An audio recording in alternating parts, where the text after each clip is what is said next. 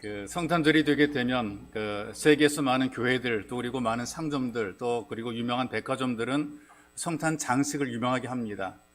아주 사람들이 볼 때 관광 명소가 될 정도로 그렇게 성탄 장식을 잘하는 교회들 또 그런 명소들이 꽤 있죠.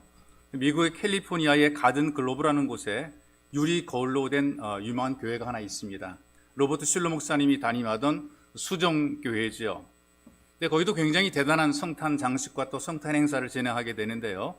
매년 12월 한 달 동안, 한 달 동안 저녁마다 크리스마스의 영광이라고 하는 축제를 진행을 하게 돼요. 그래서 그 모든 이벤트의 그 원조라 이렇게 얘기하기도 하고요. 어떤 행사의 원조, 예배를 행사처럼 진행을 하는 그런 예배의 원조가 되기도 합니다. 그래서 이벤트에 강한 교회, 행사에 강한 교회가 되죠. 이때 어떻게 행사하느냐? 살아있는 양과 낙태가 막 무더위로 막 올라온단 말이에요. 그다음 로마의 병사로 분장한 사람들이 말을 타고 오갈 정도로 그렇게 최고의 기술이라든가 예술을 동원한 잔치를 벌입니다. 쉬운 공연과 같은 것이기 때문에 앉아 있는 사람들이 공연을 보는 것 같은 그런 예배를 드리게 되는 것이죠. 그래서 세계의 많은 그리스도인들이 실감 나는 그 성탄 행사를 보기 위해서 그 교회를 방문을 하게 되는 거예요. 그러니까 관광지처럼 교회가 된 것이죠. 그리고 그곳에 가서 성탄 예배를 드리는 것이 어떤 하나의 소원이 되었습니다. 이게 그냥 만들어지는 것이 아니고요. 행사를 감독하는 분이 57세였던 자니 칼이라고 하는 분이 이제 그 모든 행사를 감독하시는데요. 지난 29년 동안에 수많은 성탄 음악과 찬송을 작곡해서 많은 분의 감동을 주었고, 그리고 이 사람이 그 성탄 행사를 진행해서 또 많은 사람들에게 어떤 그 감동을 준 사람인데요. 그런데 성탄 행사를 2시간 앞에 두고 교회 화장실에서 권총으로 자살을 했어요. 노래된 사건이죠. 지금 뭐 로버트 슐러 목사님 소천하셨지만 이분이 살아계셔서 전성기 때 일어났던 일인데요. 전 세계로 방영이 되는 능력의 시간이라는 프로그램을 통해서 음악으로 많은 그리스도인들에게 기쁨을 주었던 사람이거든요. 여러분, 성탄절이 감사와 기쁨이 넘치는 그런 절기 아니겠어요? 행복한 절기 아니에요. 너무나 즐거운 이런 성탄인데 기쁨이 넘치는 감사와 행복의 성탄을 준비하다가 본인은 비극적인 인생을 마친 것이죠. 다른 사람들에게는 감동을 주었는데 자기는 그 일을 진행하기 위한 압박을 받은 것입니다. 이걸 감당하지 못한 것이죠. 내가 한 번으로 끝나는 것이 아니라 올해도 준비하고 내년도 준비하고 지금까지 몇 년을 준비해 왔었는데 내가 더 감동을 줄 수 있는 어떤 그런 행사를 준비할 수 있는 힘과 능력이 없다라는 압박을 받아가지고 그만 스스로 목숨을 끊어버리고 만 것입니다. 작업이 힘든 것입니다. 날마다 해마다 새롭게 만들어내야 되는 그런 어떤 창작하는 것이 너무나 힘든 것이죠. 많은 오케스트라 단원, 그 다음에 가수를 지휘를 해야 되고 행사를 이끌어 간다는 것 자체가 엄청난 압박으로 다가온 것이에요. 재능은 타고난 사람인데 재능을 가지고 일할 수 있지만 근데 주님과 함께하는 이 참된 예배가 되지 못했던 것이죠. 여러분, 우리가 이 땅에 살면서 능력으로 여러 가지 일들을 하는 것 굉장히 중요합니다. 자기의 재능이 발휘되는 것도 중요한데 더 중요한 것이 뭐냐면 주님과 그 체험이 있는, 공감이 있는 참된 예배자가 되는 것이 훨씬 더 중요한 것이죠. 성탄이 되고 연말 연세가 되게 되면 여러 행사들이 많고요. 만남 모임들이 굉장히 많아요. 그러다 보게 되면 성탄과 연말 연세를 바쁘게 보냅니다. 예수님을 잊어버리며 살아갈 때가 많이 있고요. 진짜 만나야 될 예수를 만나지 못하고 다른 것 만나느라고 정신이 없는 경우들이 많이 있습니다. 그리고 또 한 가지 문제는 뭐냐 하면 여러분과 제가 사는 세상의 모습을 보게 되면 예전에는 메리 크리스마스였어요. 예수님께서 오신 것이 성탄의 기쁨과 즐거움들을 같이 누리자였었는데 인사가 달라졌습니다. 메리 크리스마스 그 뒤에 해피 뉴 이어라고 하는 새로운 인사를 또 집어넣더라고요. 그러니까 새 인사까지 여기까지 괜찮아요. 근데 요즘에는 또 그 뒤에다가 메리 크리스마스 앤 해놓고 그 다음에 뭐 해피 할리데이 이렇게 해놔요. 그러니까 어떻게 보게 되면 거룩한 날인 것처럼 생각이 되는데 거룩한 날이 아니라 휴가, 휴식, 쉼이 있는 날 이렇게 인식을 하게 만들어요. 다시 말하게 되면 시간과 세월이 지나면 지날수록 예수 그리스도의 모습을 점점 지워가는 것입니다. 성탄의 주인공이 누구냐? 산타크로스가 성탄의 주인공이에요. 애들에게 물어봐요. 성탄절이 무슨 날이지? 산타크로스가 태어난 날이요. 이렇게. 아니, 예수님이 이 땅에 오신 그 날을 산타크로스의 생일로 인식하는 아이들이 너무나 많다는 얘기죠. 이걸 우리가 바꾸지 않게 되면 계속 밀려서 결국에는 이 성탄의 주인공이 세상이 되고 산타크로스가 되는 경우들이 많은 것이죠. 여러분, 그런 의미에서 제가 여러분 그 주보에다 기록해 놓은 성탄의 세 가지 색상을 여러분들이 한번 읽어 보시기를 바랍니다. 성탄이 변질이 되고 성탄 속에서 예수님의 어떤 모습이 점점 사라지고 지워지는 그런 현실을 우리가 만나고 있단 말이죠. 이런 현실들이 예수님께서 이 땅에 오셨을 때에도 똑같이 사람들이 분주하고 바빴단 말이에요. 왜 바빴냐? 호적을 새로 만들려고 로마의 황제가 명령을 내렸어요. 그러니 고향을 찾아가는 민족의 대이동이 시작이 되는 것입니다. 내가 살던 곳에서 원래 태어났던 내 지파, 내 고향으로 찾아가서 호적을 만들어 가야 되는 거예요. 그 와중에도 주님의 탄생을 맞이했던 사람들이 있고 그냥 정신이 없어 주님의 탄생을 흘려버린 사람들이 있어요. 크리스마스라고 하는 그 의미는 그리스도에게 예배를 드린다, 그런 의미거든요. 이 땅에 우리에게 오신, 세상에 오신 예수 그리스도를 예배하는 날, 바로 그날이 성탄절인 것입니다. 그래서 우리가 성탄절은 예수 그리스도에게 예배 드리는 날로 인식을 하고 있어야 되는 것이고, 성탄의 주인공은 아이도 아니고 어른도 아니고 산타크로스도 아니고 바로 예수 그리스도가 성탄의 주인공이라는 사실을 인식을 하고 있어야 되는 거죠. 그래서 우리가 이 성탄절 예배를 통해서 그 예수님을 체험하는 이런 은혜를 누려야 됩니다. 예수를 체험하기 위해서 우리는 우리 몫을 다 감당하는 그런 삶을 살아가야 되죠. 자, 오늘 이 본문의 말씀을 보시게 되면 그 당시에 많은 사람들이 있었는데 이 천사가 누구에게 나타나느냐?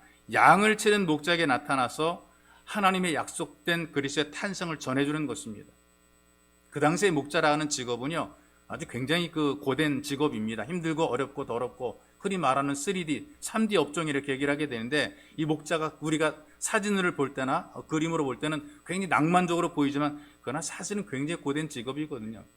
남들이 다 잠자는 시간에 잠자지 못하고 밤중에 양떼를 지키고 있는 것이 이게 목자예요. 이게 얼마나 어려운 일입니까? 생업인 이 양치기를 하는 이것, 사람들이 별로 그렇게 좋은 직업으로 여기지 않았고 사람들이 천하게 여겼어요.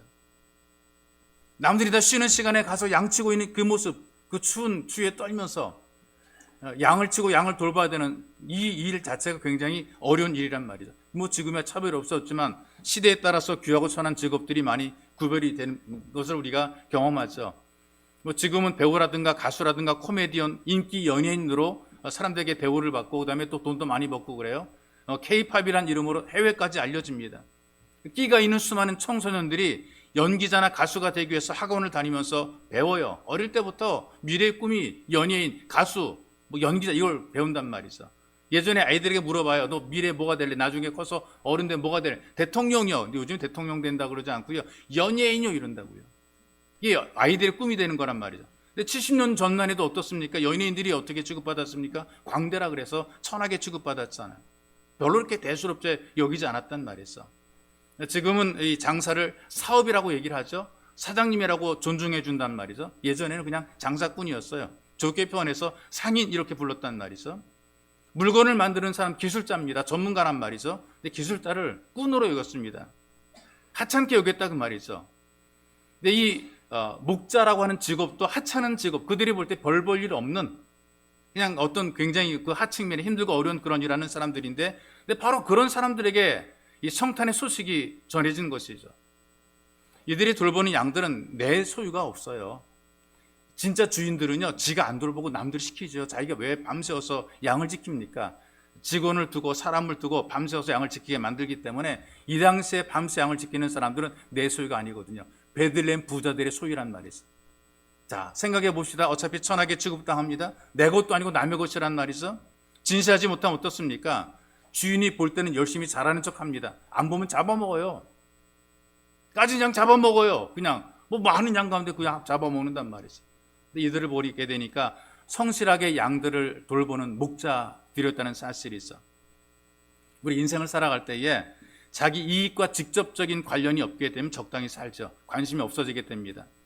누군가 보고 있으면 잘하는 것 같아요. 근데 아무도 보는 사람 없으면 대충 산단 말이죠. 그래서 잘하는 것처럼 보이고 성실하게 사는 것처럼 보이지만, 열심히 있는 것처럼 보이지만 실제와 다를 때가 있어요. 사람들의 눈에 보이는 것과 실제 셈이 다를 때가 많아요.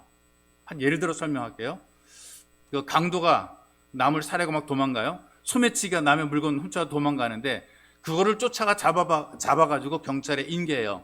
그럼 이 사람 그 신문에 나죠. 표창을 받습니다. 의롭다고 의로운 시민이라고 표창을 받았단 말이죠. 뺑소니 차량을 끝까지 추격해서 검거할 수 있도록 도움을 준 그런 시민들이 있어요. 뉴스를 통해서 의로운 시민으로 표창을 받아요. 근데 의인상을 받았던 젊은이가, 의인상을 받았던 그 시민이 폭력으로 구속이 됩니다. 그리고 의인상으로 표창받았던 시민이 사기범으로 구속이 된단 말이죠. 의로운 것처럼 보였던 또 다른 면에는 불의한 면이 있고요. 정직해 보이기도 하지만 그러나 사실은 거짓된 모습을 가지고 살기도 하죠. 엄청나게 잘하는 것처럼 보이긴 하는데 속이는 것이 있는 경우들이 많고요. 누군가 볼 때와 안 볼 때의 차이가 있습니다. 이런 모습은 진실하지 못한 것이고 진심이 아니죠. 자기 사명을 다하고 있는 것이 아니고 자기 몫을 감당하는 것도 아닌 것입니다. 이걸 우리 신앙에 적용해 보자고요. 우리가 예수 믿습니다. 신앙생활 하는데 교회만 잘 다닌다고 신앙생활을 잘하는 것인가? 그건 아니에요. 교회만 잘 다닌다고 이게 전부냐? 그건 아니란 말이죠. 교회에서는 엄청나게 신앙생활을 잘합니다. 그럼 이 사람이 진짜 예수를 잘 믿는 사람인가? 그것도 아닙니다. 교회 바깥에서도 예수 믿는 사람 다움을 가지고 살아가야 돼 있어. 누가 보든 안 보든 똑같은 모습을 가지고 변함이 없이 잘 해야 되는 것입니다. 어떻게? 일터에서도 그리스도인다운 모습을 가지고 잘해야 됩니다. 학교에서도 예수 믿는 사람다운 모습을 가지고 잘해야 됩니다. 가정에서도 변함이 없이 잘 해야 됩니다. 이게 바로 예배자의 진정한 태도가 되는 것이거든요. 그런데 우리가 소위 말하는 야같다. 사람들 바라볼 때 저 사람 참 야갔어. 이제 그런 표현을 쓰게 되는데 야근 사람들의 태도가 어떻습니까? 이익이 되는 일에는 굉장히 열심을 냅니다. 진심이죠. 사람들의 인정받는 그 일은 앞장서게 됩니다. 하나님께서 다 보고 계시는데 근데 그걸 모르는 것처럼 생각하는 것이죠. 그래서 때로는 하나님께서 그걸 아시고 피해 가고 싶은 그 일을 절묘하게 만나게 하는 경우들이 있어요. 나는 그걸 피해가고 싶은 하나님께서 오히려 절묘하게 만나게 만들. 얘를 아주 좀 저급한 표현을 하게 되자면 쓰레기차를 피하려고 그냥 똥차를 만나는 경우도 있단 말이죠. 하나님께 그렇게 만들어 놓는 거예요. 어떤 분은 밤에 물이 고인 곳을 피해 간다고 이렇게 피해 가는데 첨벙하면서 물 고인 곳을 밟고 가는 그런 사람들이 있어요. 시험 공부 하나도 하지 않고 시험 볼 때 이상하다, 왜 찍는 것마다 틀리지? 아니 당연하지, 시험 공부 안 하고 찍으니까 하는 것마다 틀리죠. 이런 마음을 가지고 사는 사람들이 굉장히 많이 있어요. 똑똑한 것 같은데 그러나 끝까지 이런 마음을 바꾸지 못하기에는 결코 똑똑한 것이 아닌 거죠. 어떤 아이가 빈민 가정에서 태어났어요. 3남 1녀 중에 막내입니다. 아버지가 유랑서커 수단의 단원이거든요. 코에다 빨간 거 붙이고 사람 웃기는 광대, 삐에로예요. 근데 아버지가 그 광대 일이 싫어서 사업에 손을 댔는데 그만 실패를 해버리고 말았습니다. 그래서 온 식구들이 빈민가의 작은 방 2개를 구해서 살림을 하게 되는데 이때 아이의 나이가 10살이었어요. 먹을 것이 없을 정도로 가난했고요. 중학교에 들어가긴 했는데 교복 살 수가 없어가지고 중고 헌옷을 사입고 가난과 싸워야 했던 그런 청소년기를 보냈죠.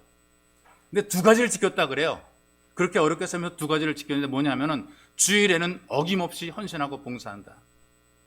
뭐 돈이 많아서도 아니고 건강해서도 아니고 시간 여유가 있어도 아니고 그는 가진 것도 없는 가난한 아이고 가난한 집안임에도 불구하고 나는 주일에 뭔가 한다. 예배 드리는 것은 기본이고 내가 뭔가 일하겠다. 헌신하고 봉사하겠다. 2번째는 내가 살아가는 삶 현장에서 나는 끝까지 최선을 다하고 노력하겠다. 가진 게 없어도 내가 아무리 꿀려도 난 꿀리지 않고 내 역할 다 하겠다. 이 2가지를 지켜낸 것이죠. 이렇게 어른이 됩니다. 인생이라고 하는 것이 똑같은 습관을 반복하다 보게 되면 이것이 인격이 되는 거거든요. 습관을 좋게 되면 바로 그것이 인격이 되는 겁니다. 그런데 이 2가지 습관을 가지고 계속 성장해서 결국은 어른이 되었을 때에 영국의 외무부 장관이 되게 됩니다. 철의 연인이라고 불렸던 대처의 뒤를 이어서 영국의 총리가 돼요. 이 사람의 이름이 존 메이저 총리입니다. 장수 총리죠. 총리가 된 이후에 이 사람의 고백이 어떤 고백인 줄 아십니까? 나는 하나님께서 세워주셨습니다. 나는 하나님 바라보고 열심히 일했을 뿐입니다. 자기는 하나님을 바라보고 일했을 뿐이고 내가 이렇게 되는 것은 하나님이 세워주었다. 하나님을 체험한 사람, 은혜를 체험한 사람들을 보니까 다 삶의 자리에서 자기 몫을 하려고 애쓴 사람들입니다. 이런 사람들이 하나님께 쓰임받게 되고 귀하게 여김을 받게 되는 거죠. 체험을 하는 겁니다. 이 베드로도 고기를 잡으려고 애를 쓸 때에 부름받았잖아요. 제자로 부름받았잖아요. 마태가 어떨 때 부름받았습니까? 세관에서 돈을 열심히 세고 있을 때에, 일할 때에 부름을 받았단 말이죠. 기도는 어떨 때 부름받았냐? 타작마당에서 다작하고 있을 때에 부름받았어요. 누워서 빈둥거릴 때 부름받은 것이 아니라 마음 졸이면서 사실은 간이 콩할 만한 그런 상태 속에서도 그래도 뭔가 해보려고 애를 쓸 때에 그때 부름받았어요. 엘리사라는 선지자는 소를 가지고 밭을 갈 때에 부름받았어요. 뭔가 일하고 열심을 가진 사람들이 부름받은 거죠. 오늘 본문에 보십시오. 밤에 양떼를 치고 있는 목자들이 은혜를 목격하게 된 거죠. 보든 안 보든 주인이 있던 없던 자기 맡은 일에 진심인 사람들이, 정직한 사람들이, 이런 사람들이 주님의 은혜를 목격을 하게 된 것입니다. 오락가락하는 사람들이 아니라 한결같은 사람들, 기분과 감정에 따라서 하다 말다 그런 사람들이 아니라 변함이 없이 그 일을 개척해오던 사람들.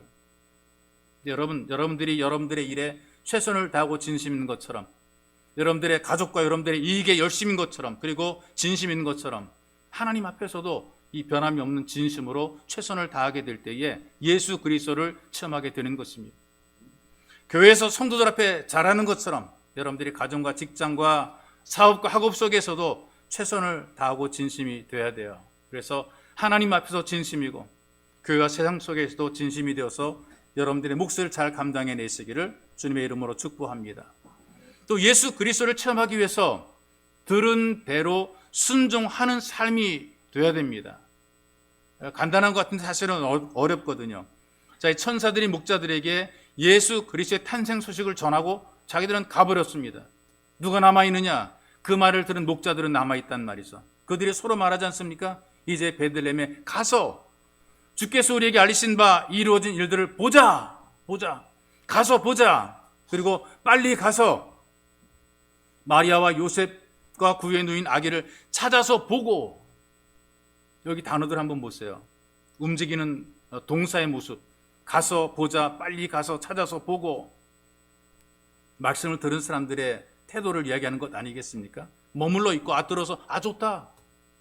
은혜 받았어. 이걸로 끝나는 것이 아니란 말이죠. 우리의 반응을 보여야 되거든요. 우리가 들었으면, 알았으면 거기에 따른 반응이 필요한 것이죠.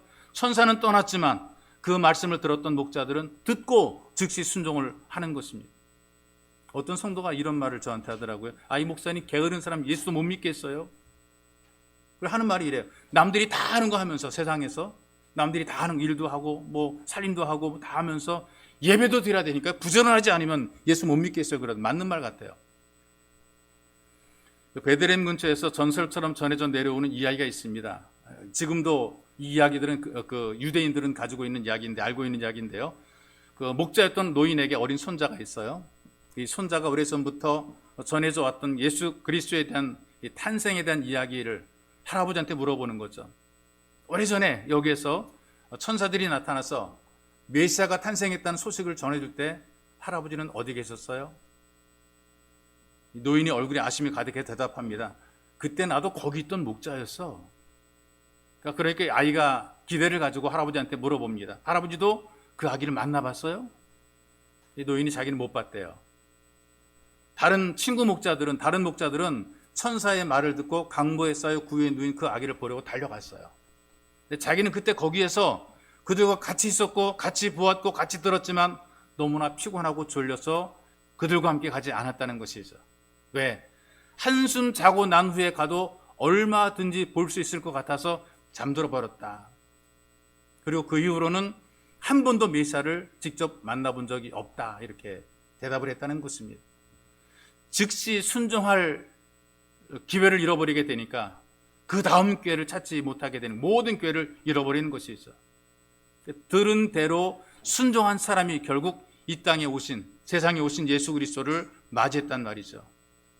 아무리 좋은 말씀을 듣고 기적을 목격해도 실천하지 못하게 되면 결국 누리지 못하게 되어 있습니다. 지금 예수님의 탄생 소식을 전했던 천사들은 자기 사명을 다하고 사라졌어요. 그럼 어떻게 해야 됩니까? 남은 자들의 할 일만 남아있다는 것이죠. 그건 증거로 알려준 대로 성 안으로 들어가서 강보에 쌓여 구유에 누인 아기를 찾는 것입니다. 그래서 목자들이 서로 의논했죠. 16절의 말씀을 보니까 미루지 않고 즉시 찾아갑니다. 감동을 받는 분들이 꽤 있긴 한데요. 그런데 감동을 받고 결단도 하긴 하는데 주춤거리고 미루다가 하루 이틀 미루다가 한 달, 두 달 미루다가 결국은 기회를 놓치게 되고 흐지부지 되어버리는 경우들이 너무나 많습니다. 감동이 주어지게 됐을 때에 마음에 뭔가 부딪히게 됐을 그때 우리는 그때 하지 않으면 이 감동이 사라지게 되는 것이죠. 그 또 한 가지 문제가 있어요. 결단하고 실천했음에도 불구하고 즉시 뭔가 문제가 해결된 것은 아니더라 말이죠. 이렇게 좀 뭔가 빨리 내가 결단했으니까, 내가 순종했으니까, 내가 했으니까 뭔가 좀 오면 좋겠다는데 그게 또 아닌 거예요. 16절에 보니까요, 예수님께서 태어난 것을 금방 알 수 있었던 것은 아닌 게 찾아서 딱 가면 눈앞에 나타나고 이쪽으로 착 돌리면 길이 쫙 열리고 내가 손 딱 대면 일이 착 잘 되고 이러면 얼마나 좋겠습니까? 순종할 때마다. 그런데 그게 아니란 말이죠. 찾아야 되는 거예요. 어딜 찾아야 돼? 아기 난 집을 찾아가야 되는 거야. 그 동네에서. 누가 아기 난지 어떻게 합니까? 우리나라는 찾기 쉬운 게요. 옛날에 아기 태어나면 금줄을 쳤잖아요. 문 앞에다가. 아들이 태어나면 고추를 달아 매달아 놓고요. 딸을 태어나게는 숯을 매달아 놨잖아요. 동네 한 바퀴 돌게 되면 어느 집이 아기 낳은지 다 알 수가 있어요. 유대인들은 그런 게 없거든요. 아기를 낳았는지 안 낳았는지 표시가 없지 않습니까? 집을 찾으면 어떻게 온 동네를 헤매고 기웃거리고 다녀야 되는 거죠. 물어봐야 되는 거예요. 바쁘게 움직여야 되는 것이란 말이죠. 이걸 한 것이란 말이죠. 말씀을 들을 때에 듣는 것으로 멈춰 있는 것이 아니고요. 들은 대로 순종하기 위해서 대가를 지불해야 되는 것입니다. 바로 여기에 목자들 보니까 찾아야 되는 수고와 노력도 같이 했단 말이에요. 근데 하나님께서는 우리들에게 이거에 대한 답을 주시는데 부지런히 찾을 때, 간절할 때에 누리게 하신다고 말씀을 하고 있거든요. 여러분, 우리가 주의 말씀 마음속에 담고 진심이 되게 되면, 진심으로 순종하려고 하게 되면 하나님의 은혜를 누리게 돼 있고 예수 그리스도를 체험하게 되는 것이죠. 사람들이 자기 필요에 따라 반응하죠. 내가 좋은 것들에 대해서 빨리 반응하게 돼 있어요. 이를테면 내가 듣기 좋은 메시지를 듣습니다. 하나님 말씀을 듣습니다. 그럼 어떻게 합니까? 위로가 되면 저 말씀은 꼭 나에게 주시는 말씀이야. 굉장히 좋아하죠. 내게 준 말씀이라고 굉장히 막 감동하고 막 그렇단 말이죠. 근데 거북한 말씀을 받으면 어떻습니까? 저거 나들으라고 그런 소리야. 굉장히 불편한 얼굴 하더라고요. 하나님 말씀은 하나님 말씀으로 받고 우리가 움직일 수 있어야 되는 것이란 말이죠.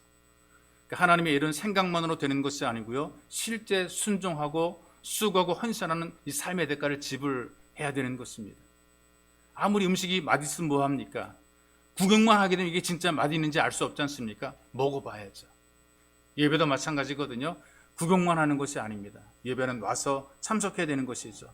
눈 오는 미끄러운 길에도 와야 되는 것이고 칼바람으로 몸이 덜덜 떨려도 와서 함께 할 때에 은혜를 청하게 되는 것이죠. 바쁜 일이 있습니다. 기름값 많이 들어갑니다. 교통비가 들어갑니다. 기꺼이 그 대가를 지불하고 와서 예배를 드리는 헌신이 되게 될 때에 우리가 예수 그리스도를 체험하게 되는 것입니다. 말씀을 듣고 목자처럼 움직이는 반응이 나타나야 되는 것입니다. 예수를 찾으려는 열심도 있어야 되는 것이죠. 이거는 교회를 다닙니다라는 차원을 넘어서는 것입니다. 나 예수님에 대해 잘 압니다라는 차원을 넘어서는 것이죠. 바로 이 성탄은 예수님께서 내게 오신 구원의 예수를 체험하는 것, 경험하는 절기입니다.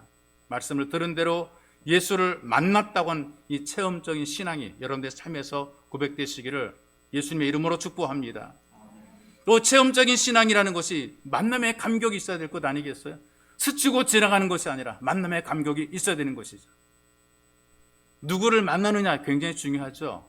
여러분, 좋은 사람 만나게 되면요, 자다가도 떡이 생기는 거예요. 즐거워지게 되고 행복해지게 되죠. 잘못 만나게 되면요, 어려움 당합니다. 고통 당합니다. 이웃들을 잘 만나게 되니까요, 동네가 행복한 동네가 되고 웃음꽃이 피는 동네가 되고 하하호호 웃음소리 들리는 그런 동네가 되고 이웃사촌이 되는 거죠. 잘못 만나게 되니까 왼수가 돼요. 피하고 싶어요. 불쾌한 생활을 하게 된단 말이죠. 부부도 마찬가지 아니겠습니까? 이상한 성격의 사람 만나게 되면 평생을 괴롭게 살아가는 거예요. 힘들게 살아갑니다. 외모를 보는 건 잠깐이란 말이죠. 외모는 잠깐입니다. 뭐 뼈를 깎고 피부를 다듬어도 미인은 1mm 피부 껍질이거든요. 좋은 만남에서 기도 많이 해야 되고요. 또 나도 좋은 사람이 돼야 돼요. 나에게 좋은 사람이 없지라고 이렇게 생각하지 마시고 내가 자꾸 좋은 사람이 되려고 그래야 돼요. 남들에게 좀 좋은 사람 되려는 그런 마음을 가지게 되면 나도 좋은 사람 많이 만나게 돼 있어요. 근데 보시죠. 우리가 예수를 만나게 되니까 사람이 달라지게 되거든요. 베드로가 예수님을 만나고 수제자가 되었잖아요. 사울이 날카롭고 핍박자였었는데 예수를 만나서 위대한 사역자, 전도자 바울로 변화가 되죠. 이기적이고 돈만 알던 사람이 누구냐? 삭개오입니다. 이 삭개오가 예수를 만나고 난 다음에 헌신자가 되잖아요. 재산의 절반을 내놓고 그 다음에 사람들이 괴롭혔던 것, 그 다음에 삥 뜯었던 거 다 갚아내겠다 이렇게 얘기를 하잖아요. 밑바닥 인생을 살던 사마리 여인은 어떻습니까? 예수를 만나더니 기적의 전도자가 됐어. 온 동네를 다 바꾸는, 예수님을 소개하는 전도자로, 전도 부인으로 변화가 된 것이란 말이에요. 평생을 장애를 가지고 살다가 죽어야 될 베데스다 연못에 38년 된 병자는 예수를 만나더니 줄기세포 없이도 건강하게 인생을 마무리하게 됐단 말이죠. 불화의 가정 예수를 만나니까 화목하게 되고, 고난의 인생 예수를 만나니까 즐거워지게 되는 것이고, 오늘 말씀 속에 이 목자들은 예수를 만났어요. 감격했습니다. 하나님께 영광 돌리며 예배자로 찬양하는 것이 20절의 말씀이 있어. 목자들은 자기들에게 이르던 바와 같이 듣고 본 그 모든 것으로 인하여 하나님께 영광을 돌리고 찬송하며 갔다 그랬어요. 감격하게 됩니까? 사람들의 근본 마음이 달라지게 돼 있거든요. 진짜 예배자, 찐 예배자가 되는 거예요. 하나님께 영광을 돌리고 하나님께 감사해서 막 찬양이 속에서 넘쳐 나오게 되는 거죠. 음악적인 기술이 아니거든요. 마음에서 우러나오는 경배를 드리는 것입니다. 하나님이 우리를 받으실 때 제조를 받으시거나 기술을 받는 것이 아니고요, 우리 속에 담겨진 우리 마음과 감격을 받으시는 거예요. 이런 감격의 마음으로 찬양하고, 이런 감격의 마음으로 기도하고, 이런 감격의 마음으로 날마다 살아가는 것, 바로 예수 그리스도를 만나게 되면 이렇게 되는 것이란 말이죠. 예수님께서 이 땅에 구원해서 오셨지요. 가난한 사람 부유하게 만들어주시고 병든 사람 치유해 주시기 위해서 이 땅에 오셨습니다. 죄며 살아가는 사람들에게 자유를 주시고 주눅들어 살아가는 사람들에게 소망이 되기 위해서 이 땅에 오신 것입니다. 바로 이 예수님을, 이 그리스도를 예배하는 날이 바로 크리스마스입니다. 예수를 만나게 되면 감격하게 되고, 예수를 만나지 못하니까 부정적이 되고 비관적이 되고 답답한 그런 인생을 살게 되는 거예요. 그러나 혹시 지금까지는 그랬다 할지라도 말씀을 통해서 예수를 만나게 되면 감격하게 돼 있어요. 나를 찾는 자가, 간절히 찾는 자가 나를 만날 것이라고 말씀했거든요. 예배의 자리에서, 지금 예배의 자리에서 우리가 예수를 만나게 됩니다. 어떻게 만나냐? 믿어지지 않지만 그러나 마음으로 믿고 입으로 시인하게 될 때에 바로 예수님께서 우리의 주님이 되시는 것입니다. 그래서 진정한 성탄의 의미는요, 나에게 찾아오신, 우리에게 찾아오신 예수 그리스도를 어떻게 영접하는가, 이게 굉장히 중요한 것이거든요. 그러니까 성탄을 기다리는 이 마음이 예수님을 영접하기 위해서 준비하는 마음이 되는 거예요. 비유의 설명이 이렇습니다. 여러분 집에 반가운 손님이 오시기로 약속이 되어 있거든요. 누군가 오긴 오는데 그 손님은 거북하거나 불편한 손님이, 너무나 반가운 손님, 너무나 보고 싶은 손님이란 말이죠. 그 손님이 올 때 여러분 어떻게 합니까? 영접하기 위해서 우리가 준비하잖아요. 친한 친구, 가까운 사람, 초인종 누르면 어떻게 합니까? 반갑게 나가서 문 열고 어서 오라고 드리잖아요. 포옹도 하고 악수하고 그러잖아요. 진심으로 반기지 않겠습니까? 여러분들의 마음을 찾아오시는, 말씀으로 찾아가시는 예수 그리스도를 반기는 겁니다. 이 성탄의 분위기라든가 주변의 환경이 이런 것이 의미가 있는 것이 아니고요, 예수 그리스도와 이렇게 만나는 이 접촉이 굉장히 중요한 것이죠. 그래서 그 미국의 어떤 백화점에서 성탄을 위한 판촉을 준비할 때에 판매 전략이 뭔지 접촉입니다. 접촉.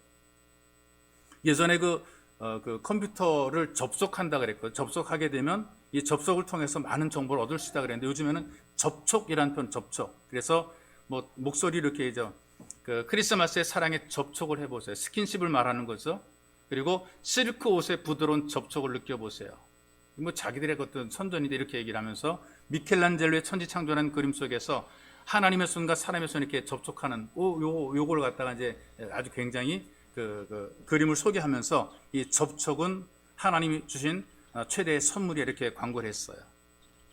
주님과 접촉하는 것, 접속이 아닌 접촉하는 것, 그 스킨십이 되는 것이란 말이죠. 성탄절에 멋진 계획을 세우고 즐거운 성탄을 보냈다 할지라도 예수님과 이 접촉이 없게 되면 감격이 없는 것이죠. 지나면 허무해지게 되어 있습니다. 예수의 손길이 닿는 곳에 치유가 있고요, 거기에 위로가 있고요, 거기에 능력이 나타나게 되어 있어요. 예수님의 접촉이 우리에게 임하는 순간에 병든 자가 고침받게 되고, 습관들이, 그리고 모든 중국들이 다 새로운 결단을 통해서 벗어나게 되어 있고요, 예수님과 만나게 되면 사람이 달라지게 되어 있어요. 우리가 성탄 예배를 드리는 것, 주일마다 예배를 드리는 것, 우리가 바로 주님과의 접촉을 위해서, 내가 좋은 주님과의 접촉을 위해서입니다. 어떤 아가씨 책을 하나 샀어요. 읽은 너무 재미가 없는 책이에요. 읽다가 버려버렸어요. 그리고 한 2, 3년 후에 남자 한 명을 사귀게 되었는데요. 만나서 얘기하다 보게 되니까 굉장히 자기 마음속에 호감 가는 그런 남자예요. 근데 그 남자가 어떤 사람이냐면은 자기가 읽다가 버린 그 책의 작가예요. 근데 그 남자를 만난 이후에 그 책을 다시 봤더니요, 너무나 재밌는 거예요. 밤새도록 그 책을 읽었어요. 이 작가랑 사랑에 빠지다 보게 되니까 문장 하나하나가 다 자기와 연관된 것 같은 거죠. 사랑으로 보니까 너무나 다 좋아 보이는 거예요. 남자가 있습니다. 한 남자가 있는데 공장 옆에 살아가요. 공장의 기계 소리 때문에 엄청나게 소음이 시끄러워요. 날마다 굴뚝에서는 막 연기를 막 품어내요. 매연을 품어낸단 말이죠. 그래가지고 이 사람이 공장 문 앞에 가서 시위도 하는 거죠. 소송도 합니다. 그 공장이, 그 회사가 망하기를 바랬어요. 이게 빨리 안 무너지고 안 망하나. 근데 친구 하나가 소개를 해요. 잘 나가는 회사 주식인데 너 이거 한번 사라. 그래서 사가지고 이제 확인해 보니까 자기가 시위하던 그 자기 옆에 그 공장, 그 회사의 그 주식이라는 거죠.